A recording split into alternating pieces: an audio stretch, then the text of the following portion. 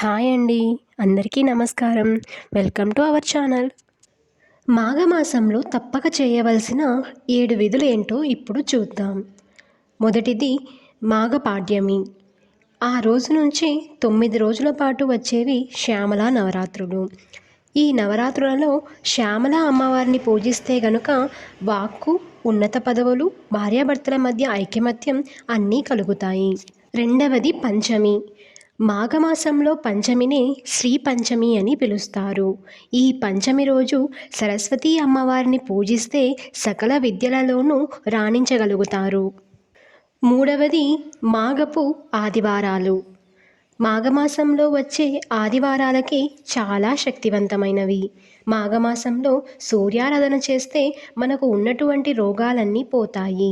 ఈ 4 ఆదివారాలు బెల్లంతో పరమాన్నం చేసి చిక్కుడు ఆకులో పెట్టి ప్రత్యక్ష దైవం అయినటువంటి సూర్యభగవానుడికి నివేదన చేయాలి.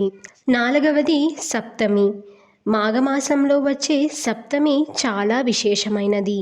దీనినే రథసప్తమి అని పిలుస్తారు. నెలలో 2 సప్తములు వస్తాయి కదా, అంటే సంవత్సరంకి 24 సప్తములు. ఈ 24 సప్తములు అన్నిటిలోకి ముఖ్యమైనది రథసప్తమి.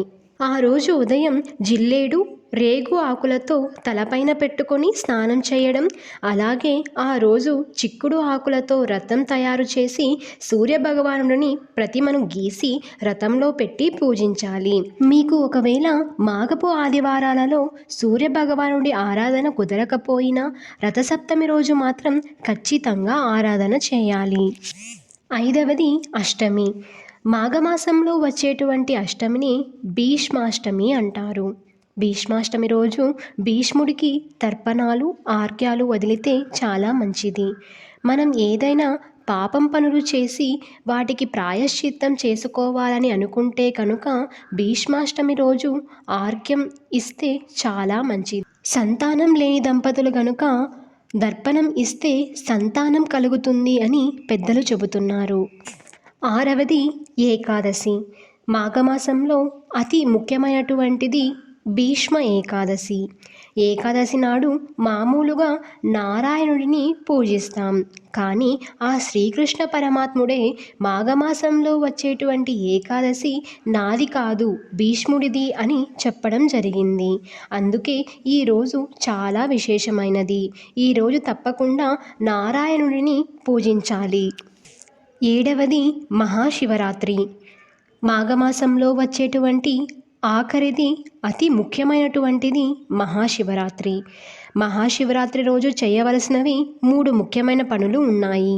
అవి ఒకటి బిల్వం, రెండవది అభిషేకం, మూడవది జాగరణ. ఈరోజు ఆ మహాపరమేశ్వరుడిని పూజించడం అతి ముఖ్యమైనది. మహాశివరాత్రి పండుగ రోజు చేయవలసిన విధి విధానాల గురించి మరొక వీడియోలో తెలుసుకుందాం.